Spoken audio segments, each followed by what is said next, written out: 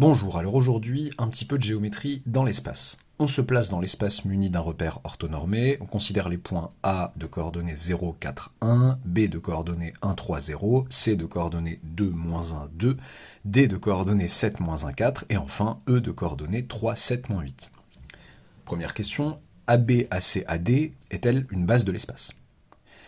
Seconde question, même question du coup pour AB, AC, AE.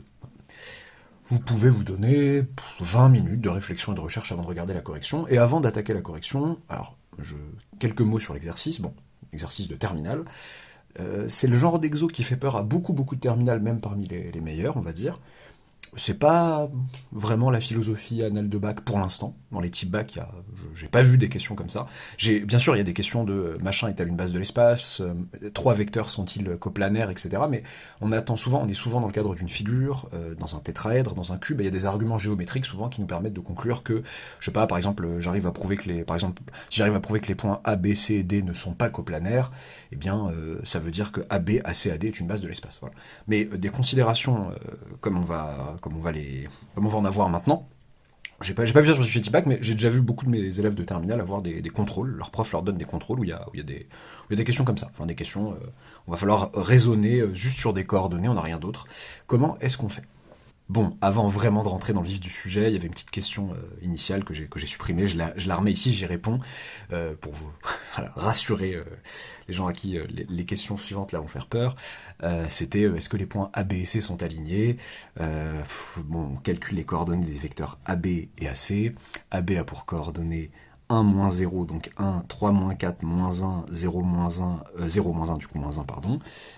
Et AC a pour coordonnées 2, moins 0, 2, moins 1, moins 4, moins 5, 2, moins 1, 1, ne sont pas collinaires. Je vois qu'ils ne sont pas collinaires. Bon, je l'explique simplement à mon lecteur en disant que les coordonnées ne sont pas proportionnelles. Exemple en disant que 2 divisé par 1, c'est bien différent de moins 5 divisé par moins 1. S'il y avait eu un coefficient de proportionnalité, on aurait eu la même valeur là et là. Ça divisé par ça et ça divisé par ça. Donc, les points A, B et C ne sont pas alignés. Voilà. C'était une question, c'est pas nécessaire pour répondre à la 1 en soi, mais c'était une question, voilà, je l'ai enlevé en me disant, bon, on s'en fiche, bon, quoique, bon, c'est bien de vous rassurer un petit peu. Alors, A, B, A, C, A, D est-elle une base de l'espace? Bon, qu'est-ce que je fais? Je vous rappelle qu'on doit poser 3 réels, alpha, bêta, gamma, et on veut voir dans quelles conditions on peut avoir alpha fois le vecteur AB plus bêta fois le vecteur AC plus gamma fois le vecteur AD égale le vecteur nul. On va prendre 3 réels qui vérifient que alpha fois AB, le vecteur AB, plus bêta fois le vecteur AC, plus gamma fois le vecteur AD donne le vecteur nul. Si, à partir de ça, on aboutit à la conclusion inévitable que alpha, bêta et gamma sont tous les 3 nuls, alors AB, AC, AD est une base de l'espace, effectivement. Et les 3 vecteurs ne sont pas coplanaires. Si on se rend compte qu'il est possible de prendre alpha, bêta et gamma, non tous les 3 nuls, non tous nuls, au moins un qui est non nul, de telle sorte que ça fasse le vecteur nul, le vecteur nul, eh bien on peut conclure que non, mes vecteurs sont coplanaires et que du coup ils ne forment pas une base de l'espace. Pour les élèves des plus grandes classes qui m'écoutent, on va pas embêter nos petits terminales avec avec du vocabulaire sur la liberté, des trucs comme ça. Certains profs en parlent peut-être en terminale, hein, mais bon, je préfère ne pas les embêter. Voilà. Déjà qu'ils sont dans des espaces affines sans qu'on leur dise, on va pas en plus, voilà, si vous voulez, voilà, les prépas, les licences, etc. Allez vous amuser sur d'autres vidéos. Il y a d'autres vidéos sur la chaîne où il y a des libertés en bonne et due forme à établir dans des espaces vectoriels et tout. Bon. Donc du coup, qu'est-ce que ça veut dire? Alpha AB plus bêta AC plus gamma AD égale 0. Bon, j'ai calculé ici AB et AC, enfin les coordonnées de AB et de AC. Bon, ce serait bien que j'ai les coordonnées de AD ici quelque part. AD, donc ça nous fait 7. Moins 1, vous voyez pas si vous voyez. Moins 1, moins 4, ça fait moins 5. Jusqu'à preuve du contraire. Moins 1, moins 4, moins 1. 4 moins 1, ça fait 3. Ok. Très bien. Donc, qu'est-ce que ça veut dire que alpha AB plus bêta AC plus gamma AD égale 0? Je regarde coordonnée par coordonnée.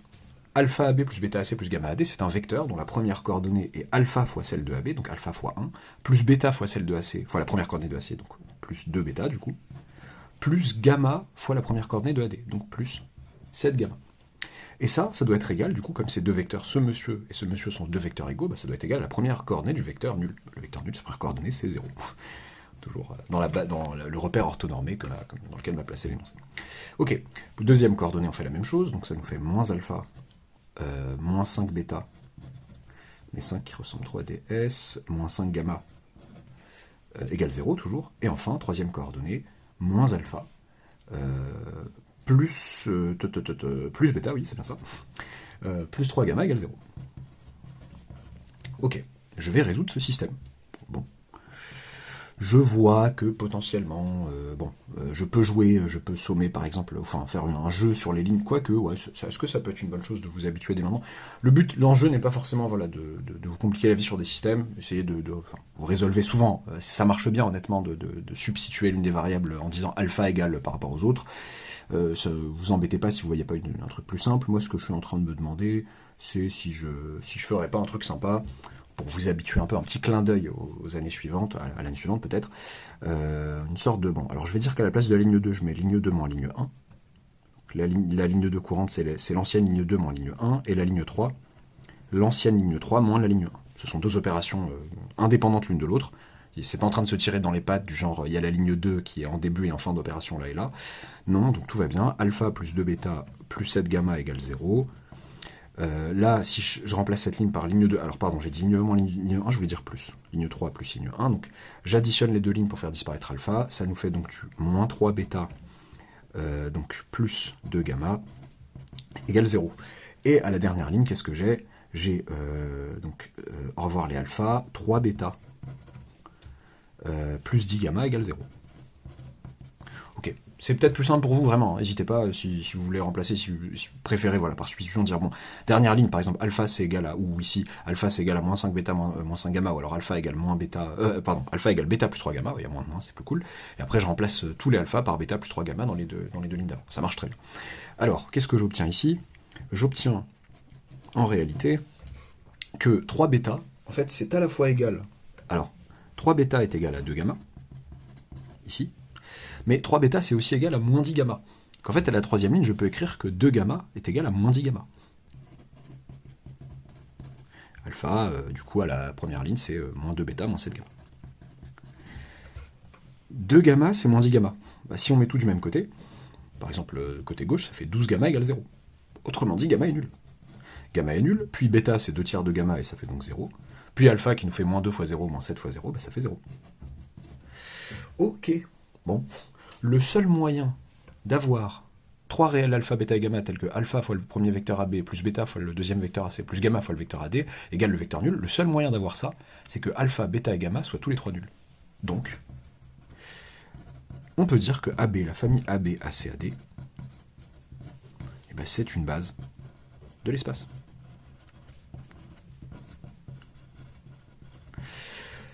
Ok.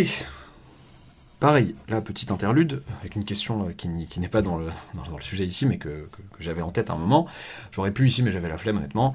Vous demandez les coordonnées d'un vecteur, par exemple, je sais pas moi, le vecteur E, le vecteur F, on l'a ici.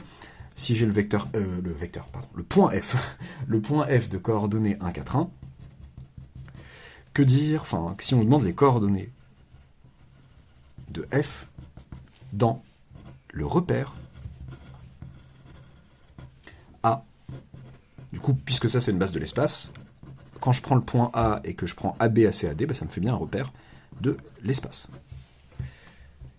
Et pour avoir les coordonnées de F dans ce repère, en fait cela revient à chercher alpha, bêta et gamma. Bon, on les a appelés alpha, bêta, gamma ici, on ne sait pas laisser plus les mêmes, hein, on a le droit de reposer ces variables-là.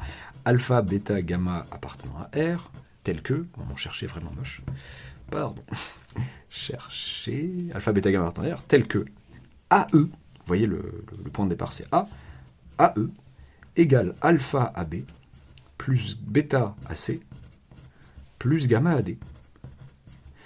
Et ces alpha, bêta et gamma seront bien les coordonnées du point. Alors j'ai mis E, je voulais dire F. Et les alpha, bêta et gamma en question seront bien les coordonnées du point F dans le repère A, B, AC, AD. Pourquoi je prends ce vecteur-là? Parce que je pars de A. L'origine du repère, c'est A. Donc en fait, comment faire pour résoudre ça? Je calcule, enfin, je calcule AF, F mes données, A mes données, je calcule AF, et je résous un système, encore une fois, alpha AB plus bêta AC plus gamma AD égale AF. En fait, vous allez avoir le même système qu'ici, sauf que ici, il n'y aura pas 0, 0, 0. Ça, bon, pourquoi la même chose à gauche? Parce que ça correspond à alpha AB plus bêta AC plus gamma AD pris coordonnées par coordonnées. Et à droite, vous allez avoir, coordonnées par coordonnées, les coordonnées du vecteur AF. Pardon. Donc AF, en l'occurrence, 1, 4, 1, donc ça ferait 1, puisque A c'était 0, 4, 1. 1, 0, 0, pardon. Si je prends 0, 4, 1 et 1, 4, 1, bah 1, 0, 0. Donc vous auriez le même système à résoudre, sauf que là, j'ai 1, 0 et 0. Voilà. Vous débrouillez, un système sympa à résoudre, et faites attention, il n'y a plus un 0 ici. Hein. Ok, si vous voulez les coordonnées de F dans ce repère. Même question pour AB, AC, AE. Est-ce que la famille AB, AC, AE est une base de l'espace? Ok, bon. Même question. Soit alpha, bêta, gamma appartenant à R. Alors, là, j'aurais pu dire, tel que ça, en fait, dans le cours, ça dépend de votre cours, mais dans le cours, pour montrer que je suis une base de l'espace, il faut l'implication alpha AB plus bêta AC plus gamma AD égale le vecteur nul implique que alpha, bêta et gamma sont tous les trois nuls.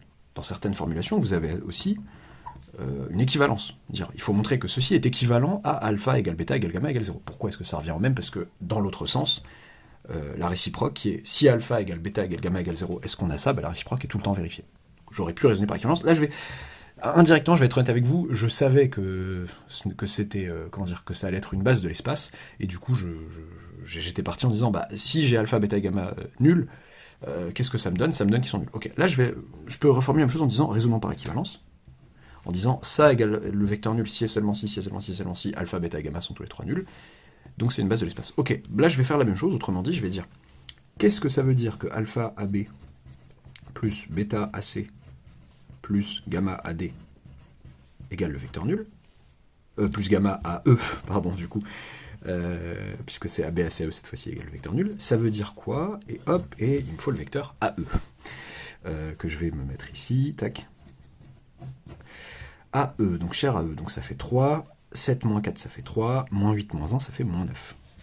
Donc je vais avoir la même chose, sauf que c'est plus AD à la fin, donc alpha plus 2 bêta,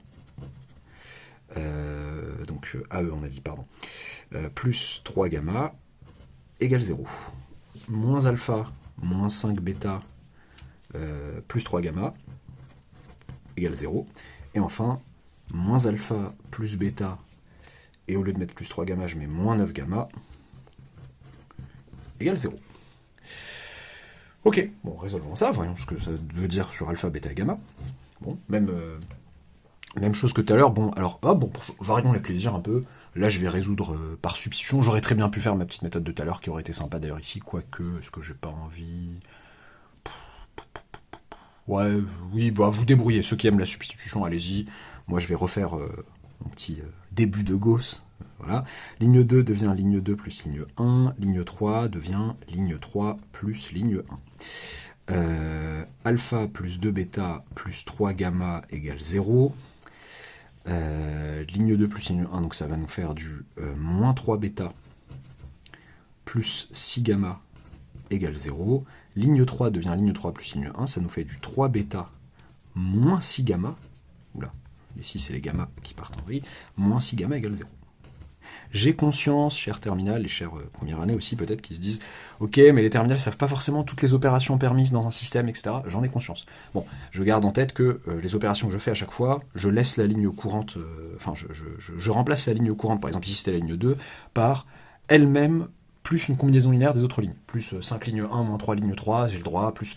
En tout cas, attention, donc sans bien sûr faire en sorte que en faisant en sorte que les opérations qui sont là et là ne se tirent pas dans les pattes, mais il ne s'agirait pas de remplacer par exemple n'importe quoi la ligne 2 par ligne 3 moins ligne 1. Ça n'aurait pas de sens.